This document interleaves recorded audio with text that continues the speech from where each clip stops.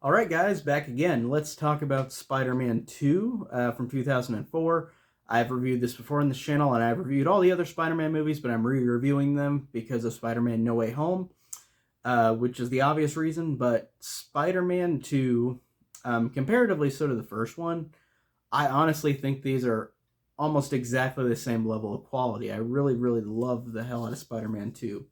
Um, this one is, people consider this to be one of the best superhero movies ever made, and I stand by that. I believe that this is one of the best. Sam Raimi in the first two Spider-Man movies did a fantastic job just setting up these characters, the action sequences, making a real mark on the superhero genre. Because before this, like I said in the last video with Spider-Man 1, we had Blade, we had X-Men, like in terms of the big ones that Marvel did. Of course, we had movies like Superman, Batman, but in the 2000s and late 90s, really Marvel started kind of in a, not a whimper, but they had good movies. Like Blade was good, X-Men was good, X2 was good, but they just didn't pop. And the first Spider-Man really popped with audiences where like Spider-Man became a giant icon, even though he already was one. So I genuinely love the fact that Sam Raimi, with these first two Spider-Man movies, really made a name for the genre, for the character. And like I said, I feel like both of these movies are very, very close in quality. Starting off, the opening credits, like the first one, is incredible. This time it shows just painted pictures of what happened in the last movie, and just one brief image of everything tells you everything you need to know about the whole movie, the whole first movie, in case you forgot. And I love that this movie does that. And even Spider-Man 3 does that as well at the opening credits, where it shows scenes from the last movies. And I think that the Sam Raimi trilogy does a great job of showing the opening credits. And there's no Spider-Man movie after Spider-Man 3 that does this, where like there's no opening credits. So it's really interesting that this is the only ones that do it, this trilogy.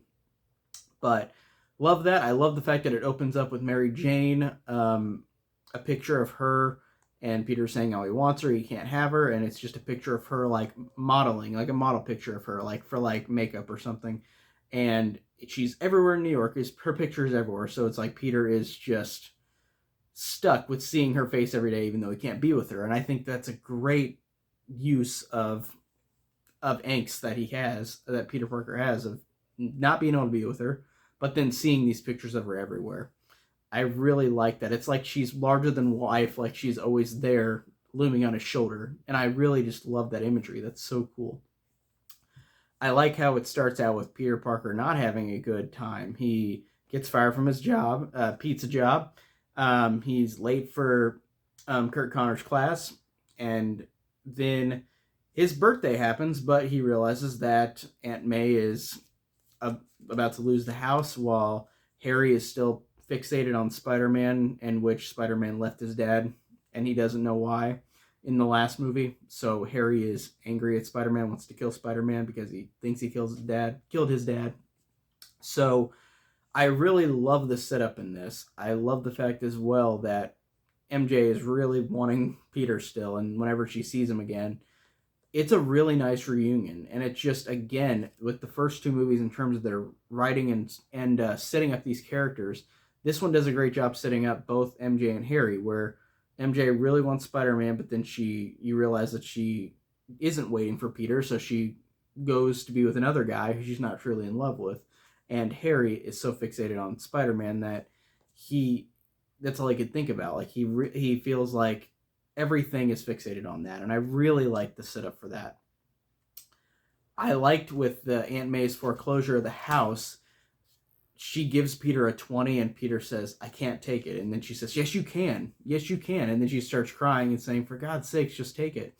And then says that it's been 2 years since Uncle Ben was taken from them, or almost 2 years. I think like a couple months to 2 years. But it's a really good scene in the fact that Peter has to tell the truth later that he inadvertently created Uncle Ben's death. And I really like that this movie does a great job of building that up, because it really takes its time in a really, really great way. And I feel like after the Sam Raimi trilogy, like I do love a lot of those other Spider-Man movies, but these ones really do focus and take their time, as opposed to the other movies where it feels like they have things that work about them, but they don't. They feel more rushed in a lot of ways. I like too how Peter is late on rent as well, so he is just screwed everywhere. And Mr. Dickovich, who is one of the best side characters ever, he is hilarious. He says, "Where's my rent?" And then he'll say stuff like, Peter will say like I'll give you the rent, and he says, "Well, if you promise, if I was promised that, like crackers, my daughter would be fat." Like lines like that are really funny. And Ursula, I like as well. His daughter, she's a really nice and sweet girl that just is there helping him out, helping her dad out, Mr. Dickovich. But I really love the side characters, and they have funny moments in this and funny moments in Spider-Man 3. I like how you get a Bruce Campbell cameo as an usher, because in the last one he had the cameo as the announcer at the wrestling ring, and then in the third one he's the maitre d'. But he's good in this. He's a real dick in this one, just saying like, I'm not letting you into this. Everybody's been seated, nobody gets to go in. And this is just after Peter took somebody's car because he needed to get there to see MJ's play, and gets that towed as well. I really like the fact that, again, this movie does take its very sweet time in a great way. Like, this is why it's considered one of the best Spider-Man movies. There is a moment where Peter is trying to talk to MJ. He talks to her on the phone, like, and it goes to voicemail, but she's there at the house listening. And then his time goes up. He doesn't have any more money. Then he says into the empty phone that he's not talking to her anymore. He says, "You want to know the truth? I'm Spider-Man, and I want to be with you so badly, but I don't want you to want to risk you being hurt. I don't want to risk you being lost." And it's just a great moment. It's a great acting moment by Tobey Maguire. And this one, I think, in all three of the Spider-Man movies that he's in, this is my favorite performance of his. Honestly, everybody's top notch in this movie. And then Dr. Otto Octavius, who I haven't mentioned yet, Alfred Molina, is fantastic as this villain, and I really, really love his performance. I'm so glad that he'll be in the next Spider-Man in No Way Home. But I have a feeling he's probably not going to be a villain, because if he's going off of this movie, then he became good at the end. So maybe he's not the villain or one of the villains. We will see. I kind of want to do a video on like a bingo card list of like Spider-Man theories for like No Way Home before that comes out. I don't know if I'll do a video on it, but I kind of want to just do that because I really have so many theories about that movie, like everybody else does. But Otto Octavius, who is being funded by Harry Osborn, who now runs Oscorp, I love that you see the creation of him with his octopus arms on the back, and he becomes taken over by them, and that's why he's the villain. But I love the scene whenever he's unconscious, and the I don't know if they're coroners, but like they're working on the back, trying to get rid of the tentacles on the back of on the back of Octavius's back, and then it becomes a pure horror movie, pure Sam Raimi horror movie, where like this scene in particular is terrifying, where like the claws come up, start attacking people. There's a shot at the end where it's like a real horror movie where like it's 4 different cameras. It zooms in like eyes and mouths where they're screaming, and then you hear a cut, and then you don't see blood, but you see like an arm fall down on the ground with the chainsaw that one of the doctors had. And it's a great moment of horror for this movie, and I just love how this movie has some horror elements, because again, Sam Raimi does that, and Sam Raimi's great at being serious, but also being over the top, and also being really good with horror. And I love that he's just such a great director, and I love that moment. I love that this movie has that in a superhero movie. It's pure horror, that scene. I love that. I love how, again, Mary Jane is in this movie. She wants Peter, so she starts going with J. Jonah Jameson's son, the astronaut, who she doesn't really love, but I like how he's the opposite of J. Jonah Jameson. He's like a calm person. Like, he seems like a nice dude. I kind of feel bad at the end whenever MJ does ditch him, because he does seem like a nice guy. And I felt like if they made more Tobey Maguire movies, like that character would have been a villain along the lines in a couple other sequels, probably, I'm assuming, because at the end of this movie, he just looks so mad and so heartbroken that MJ leaves him. But it would have made sense if he became Venom in Spider-Man 3, honestly. Like that would have been like if Venom took over him, that would have made sense. But but again, having J. Jonah Jameson again is fantastic. His lines in this are great. I love how he tells Peter, "You're fired," and then Peter says, "Why?" And then he explains, and then Betty Brant comes in, Elizabeth Banks, and says, "Sir, we need him for the party," and he's like, "Oh, you're unfired, okay." And like lines like that are great. I love whenever Peter asks to get a raise from him, and he just leans back and laughs out loud. Like it's become a meme, and it's hilarious. I like that. I thought it was funny that Joel McHale had a cameo in this as the bank teller. I just didn't. I always forget that he's in this movie for one scene, but he does a good job, and I do like Joel McHale. It's funny seeing him in this. I just always forget. But the action scene in the bank is really really good and really fantastic. And it's weird because compared to the first Spider-Man, the action sequences are good, but this one feels more like it's more CG than practical, and it feels better. Even though I do like the action sequences in the first Spider-Man, these ones feel very fluid, very fast, very adrenaline rushed in a good way. Like they really, really work, and they really work in the structure of the movie. In terms of the movie, is very slow building for characters, but the action sequences are really fast paced in a way where it doesn't feel pandering. It works really well.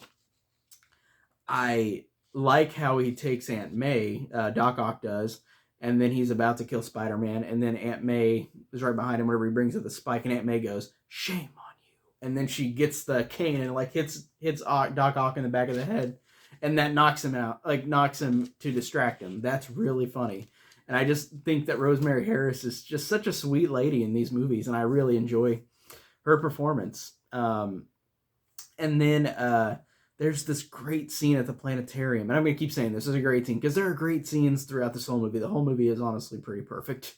But there is a great scene at the planetarium where you have Mary Jane telling Peter how she feels and how she says like that she's waited for this long and he can't even make a 8 o'clock curfew for one time.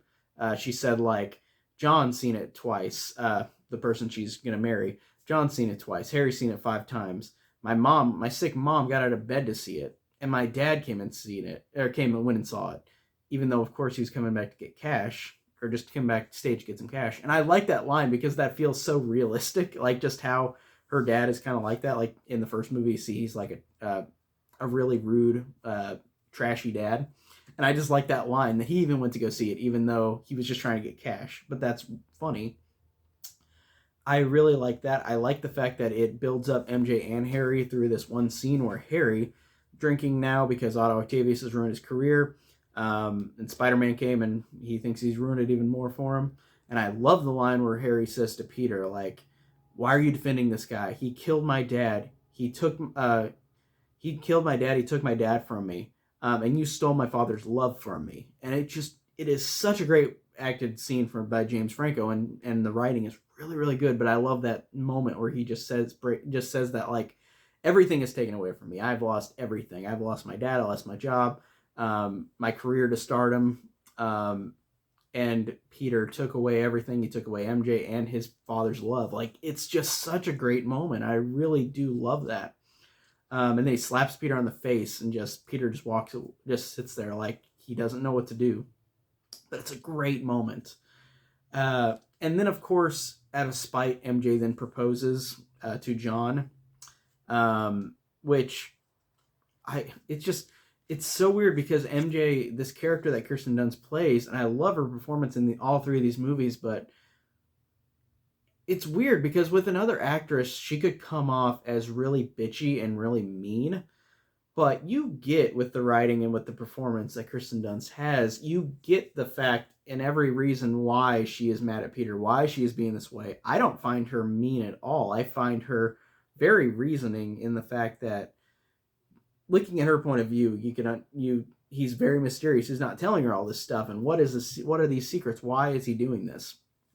And I really like that this character is just so well-rounded for being the girlfriend character. And there are some movies, like superhero movies, where the girlfriend character is just whatever, like she's just the background character, and that is no way to say that for MJ's character, or for Kristen Dunst's character. She is great, as well as Gwen Stacy in the Amazing Spider-Man movies. And I like Michelle all right in the Tom Holland ones, but she hasn't. She's fun, but she isn't in it as much as importance. But she's still good though. But like I said, these movies do a good job of having the girlfriend character be kind of more than just the girlfriend, and I like that because they should be more than that. And there's a great scene that's added in the 2.1 edition of this movie. So Spider-Man had an edition called Spider-Man 2.1, which added in extra footage for the home video release. And there's only a couple scenes that I can tell the difference with. There's some scenes that are a little longer, but I love the scene, and I'm surprised that this is not in the theatrical cut. The scene where MJ is talking to her friend from the play, and like, I don't know what they're doing. They're like shopping, or they're getting ready for a show, and the friend tells MJ like, "Why are you marrying this guy? You don't love him." And she's like, "Oh, I do a lot." And she's like, what do you mean? Like, you've got to explain to me why you really do. Like, what's with the friend in that upside down kiss you had? Like that sounded special, more special than you with this guy. And I just thought it was a great moment for Mary Jane's character, because Mary Jane, like I said, some people could think she comes off as not very nice. And I don't, but I think that this scene really would establish for people who were on the fence about what the character's doing, make her give her more of a reasoning why she's like this. And I like the fact that she just kind of makes up excuses, and like it works really well, because then it builds up to the scene where she and John are talking later, where she kisses him upside down. I like the dream sequence with Uncle Ben, or the fantasy sequence with Uncle Ben, where Cliff Robertson returns, and Peter Parker sees his Uncle Ben, saying that Ben wants him to still be Spider-Man, but Peter says, "I'm not Spider-Man anymore." And it's just a great moment. And the fact that Cliff Robertson says, "Take my hand, son." Peter says, "No, I can't do it." Like, it's a great moment. And then of course you get the raindrops keep falling on my head scene after Peter is Spider-Man no more, which doesn't last for too long. But it's longer than The Amazing Spider-Man 2, where he stops becoming Spider-Man. But that movie is rushed.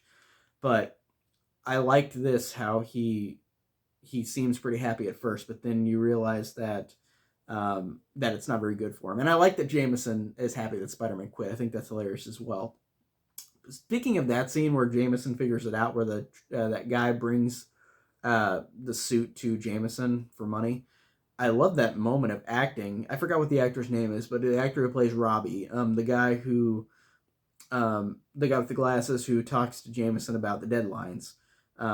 He's holding Spider-Man's mask, and he grips it, and there is a look on this guy's face where it's like he's lost all hope, like Spider-Man gave up. Like, it is such a sweet little moment, and like, I feel like people don't give that moment credit. It's just a small little moment of this movie where this character just looks really sad, but it works really, really well. And I love that after Peter thinks everything's going so well, he finds it's not, and there are great scenes of him walking like down, and he sees it down an alley, and then he sees this guy getting mugged by two other guys, and he just walks away. He holds on, but then he walks away, because what can he do? He's not Spider-Man anymore. And one of my favorite scenes in the whole movie is the scene where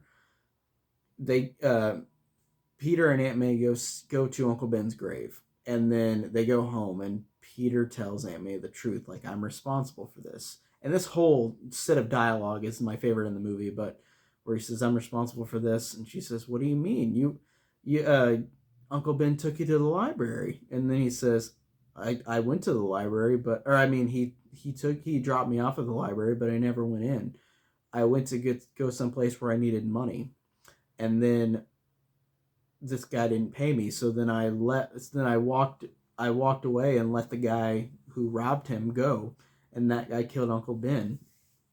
And I just love that moment where he says, like, he's responsible, and the fact that he says, like, Uncle Ben was the only one who did the right thing that night and died. And it's a great moment. And then the fact that Peter touches Aunt May's hand, and he says, I've been wanting to tell you for some time. And then she just like pulls her hand away and walks away. It's a great moment. And then you get a great moment as well where Peter is like in the first movie where he finds Green Goblin in the fiery building, and this time he has another fiery building scene, but this time Peter goes in to save a kid that is in there. He saves the kid without being Spider-Man, without his powers. He gets out. The firefighters are happy. Thank you for getting the kid. And then the firefighters talk to each other and say, one poor soul was trapped on the 3rd floor, never made it out. And then that look of whenever it zooms in on Tobey Maguire's face, where he's just looking like, I failed. I just had somebody die. If I was Spider-Man, I would have been able to save him, is incredible.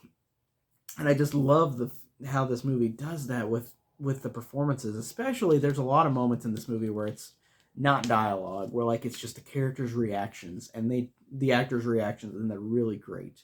And then I like that there's a speech with Aunt May where Peter talks to her and she says, "Is all water under the bridge?" I like that she tells him that she and Henry, this kid that's cleaning out her house with her, she says, "We both need Spider-Man. Like, Spider-Man needs to be here." So then Peter goes back to becoming Spider-Man. But I really like how after that happens, MJ, the scene I was talking about with MJ and John, where MJ was just really trying to deny the fact that she didn't really want to be with this John guy. She's just doing it out of spite. I really like that there's a scene between her and John, and she says, "Lean your head back," and he says, "Okay," and she kisses him upside down. And then the look that Kirsten Dunst gives, where like she just looks up like she's like, "That's not the same," and like, what am I doing? And it's without any dialogue from her, and it's great. It's a great moment. And then Peter and MJ do go back and talk to each other at that restaurant, and Peter, of course, again says, "I can't be here with you. I can't, and I don't love you," and like he does. But I love the fact that it really hurts MJ. But then she says, "Kiss me one more time, just please, just one more time." And they start to, and then of course Doc Ock throws the car into the building, and it's a great moment of action where like they fly back, the car flies over them. Then MJ is taken away, and then I love that we have the train sequence, which is really, really great. Again, one of the best action sequences in a superhero movie. I love how some people know Peter's identity as well. Whenever Peter's mask just gets destroyed, and then I like how by the end of the movie, MJ knows and Harry knows Spider-Man's identity. Whenever Harry gets Spider-Man and is going to kill Spider-Man, he lifts up the mask and he realizes it's Peter, and he drops the sword and then flies back. And I know you have to do this for the 3rd movie, but Harry says to Peter, like, "You killed my father." And Peter says, "There's more than just us right now. We need to save MJ." And I understand that, but I'm like, it's just kind of a weird, that's the only part of writing in the movie where I was just kind of like, because it sets up Spider-Man 3, of course, but it's like if he just explained it for 1 second, but Peter is like, "Well, I need to save MJ first," which is logical, makes total sense, but he couldn't have just quickly said, like, "I didn't kill your father," but then he says it in 3, and then whatever, Harry's like, "Shut up," whatever, still. So I guess it wouldn't have mattered, but it just was a little moment of writing where I was like, okay. And I really like the climax. I like that it's just in this abandoned building that Doc Ock is creating with the tritium, and the fact that Doc Ock redeems himself at the end, which makes me think that in Spider-Man No Way Home, if it connects right to the end of Spider-Man 2, then Doc Ock wouldn't be a bad guy. So that's what I'm guessing. But I love the moment where Doc Ock sacrifices himself, looks back at Peter, goes into the thing to destroy the tritium, to go into the ocean. I love the fact that Peter turns around without his mask on, and then Mary Jane sees him, and that look, again, great acting. I love how this movie has a lot of moments of no dialogue where like you just see these actors react, and the reaction that Kirsten Dunst gives whenever she sees Peter for the first time as Spider-Man, like crying, and it's just a really powerful moment. So I love that. I I really, really love that as well. I love that the movie just ends in that way. The great action sequence, a great moment of all these characters evolving, with Peter evolving, MJ evolving, Harry evolving, Doc Ock evolving. Even though Doc Ock dies, because again, we have No Way Home. So I'm wondering how they're gonna set that up.